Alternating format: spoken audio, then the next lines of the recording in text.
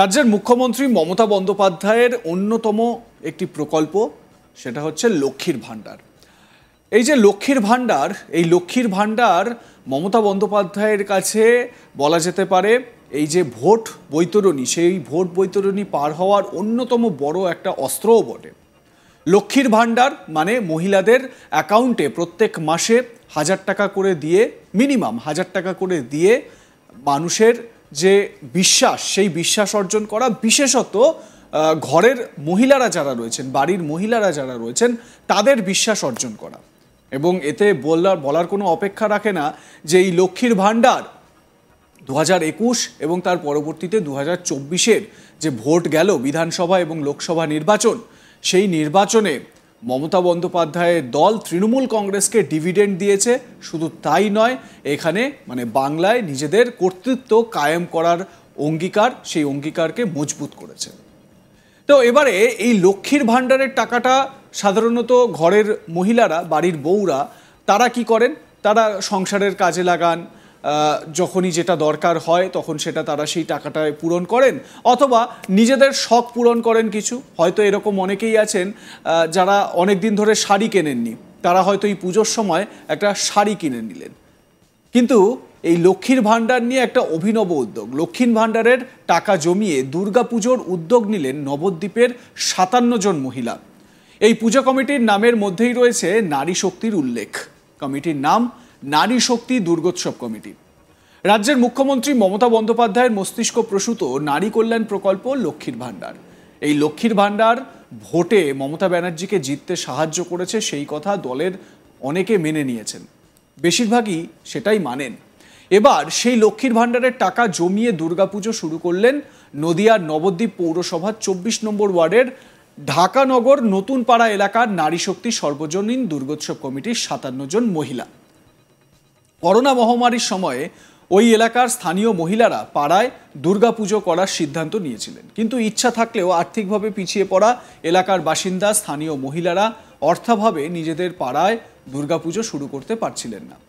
এরপর লক্ষ্মীর ভাণ্ডার প্রকল্পে 500 টাকা বাড়ার পর আশার আলো দেখতে পান তারা।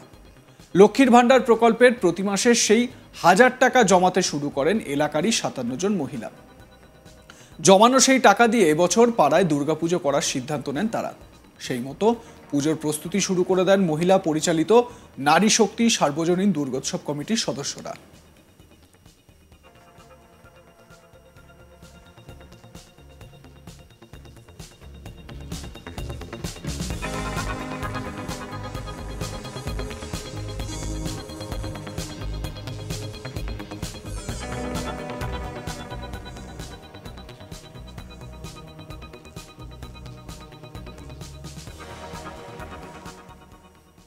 এ প্রসঙ্গে নতুন পাড়া এলাকার স্থানীয় বাসিন্দা তথা পুজো কমিটির অন্যতম উদ্যোক্তা মিতা সাহা জানান, পাড়ায় মহিলারা মিলে দুর্গাপুজো করার ইচ্ছা ছিল অনেক দিনের, কিন্তু বাদ সেধে ছিল আর্থিক অনটন।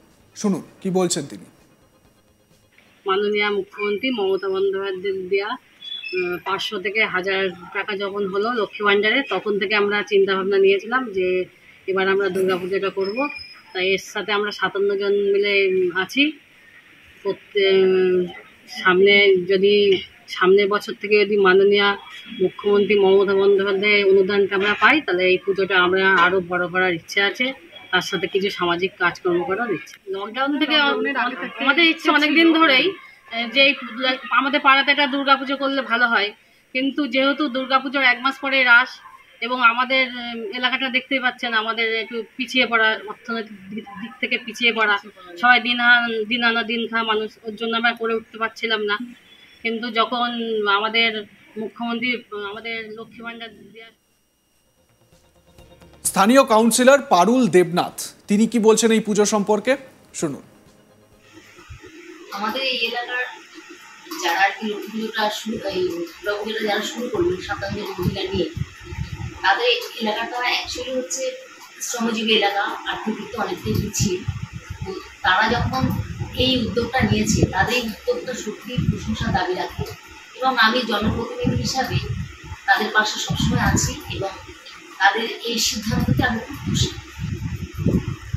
এই যে 57 জন মহিলা যে দুর্গাপূজাটা করছে, অর্থনৈতিক দিক থেকে অনেকটাই তারা পিছিয়ে, ব্যয়বহুল দুর্গাপূজা করতে তারা যে উদ্যোগী হয়েছে সেটা একমাত্র সম্ভব হয়েছে আমার মনে হয় আমাদের মাননীয় মুখ্যমন্ত্রী মমতা বন্দ্যোপাধ্যায়ের স্বপ্নের প্রকল্প লক্ষ্মী ভাণ্ডারের জন্য।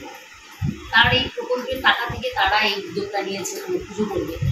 তো আমি মনে করি তারা যদি আগামী দিনে আমাদের যে সরকারি মমতা বন্দ্যোপাধ্যায়ের যে সরকারি অনুদান সেটা যদি তারা পায়, তাহলে এই পুজোটা তারা আগামী দিনে আরও এগিয়ে নিয়ে যেতে পারে। সেটার জন্য আমরা চেষ্টা করব। আমাদের এই বছর যেমন নতুন পুজো হলো, এবার ওরা পারমিশন পেয়েছে, আমাদের পৌরসভার পক্ষ থেকে পারমিশন পেয়েছে। তো চেষ্টা করবো আমরাও আমাদের পৌরপতির কাছে এই ব্যাপারে আলোচনা করবো এবং পাশাপাশি তারা যাতে সরকারিভাবে অনুদানটা পায় সেই চেষ্টা হবে। প্রতি মাসে 1000 টাকা জমিয়ে পাড়ার 57 জন মহিলা মিলে এবছর তারা দুর্গাপুজো করার সিদ্ধান্ত নেন। সেই মতো পুজোর প্রস্তুতিও শুরু হয়ে গিয়েছে। দুর্গাপুজোর আয়োজনে স্বতঃস্ফূর্তভাবে এগিয়ে এসেছেন পাড়ার অন্যান্য বাসিন্দারা। স্থানীয় বাসিন্দা সুজাতা দেবী তিনি কি বলছেন শুনুন।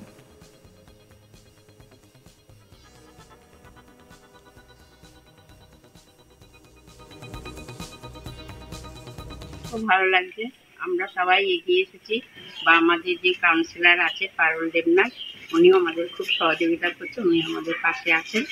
এই জন্য আমরা জোরটা পেয়েছি ভালো, এই জন্য চেষ্টা করছি আমরা এগিয়ে যাওয়া। জানি না মাঠ চলবেন।